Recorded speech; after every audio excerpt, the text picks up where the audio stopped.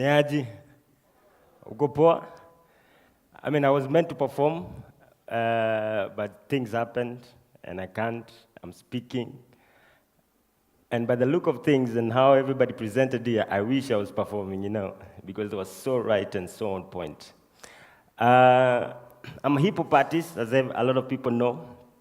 But I have something when it comes to community, and I have something when it comes to youth empowerment.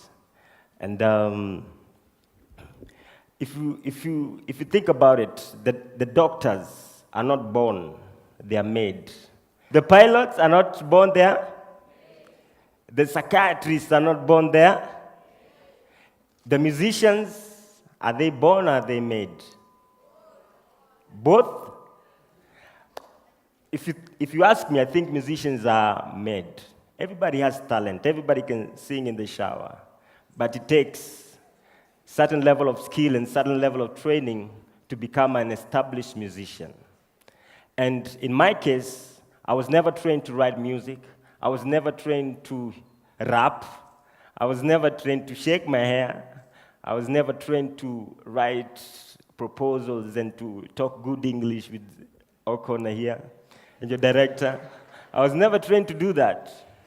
It was all based on trial and succeeding. Trial and succeeding. 10 years later in my career, I've noticed the same effects when it comes to young musicians who are trying out right now. Most of them are not trained to be musicians. They are not, of course, they don't know any direction. They don't have direction to becoming whoever they want to become. And if our government or anybody is interested in youth empowerment, and they're interested in reducing crime, and they're interested in creating employment, I think arts and entertainment is one of the most important aspects, or one of the most important things we need to look into. That's my case. That's what I'm trying to present.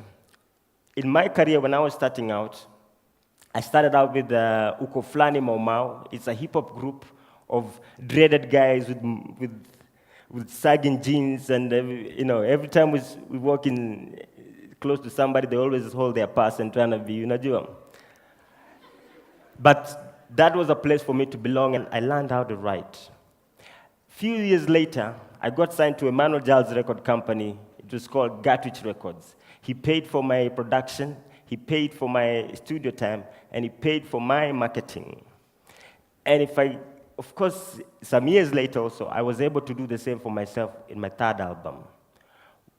I think there should be an institution. I think there should be a space for us to train, equip, and empower any young person who's interested in art, and any young person who is interested in pursuing entertainment as a way of living, as a way of making their ends meet. I'll see you. So I'm not just asking the government, and I'm not just asking you guys to be, let's do this.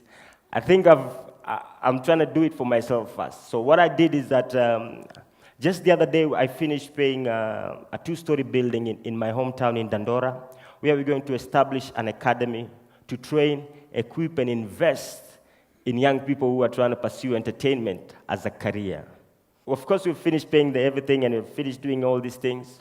The next step to it is that we go back to who I am. I'm still a musician, I'm still a rapper, and I'm not trying to do trial and error. So what we're going to do, we're trying to partner with institutions like Brookhouse. We're going to partner with individuals like Emmanuel Giles to help us do master classes, to help us come up with the curriculum so that we can ensure a certain level of results, and we can ensure that we create employment and we reduce crime through arts, entertainment. Asante.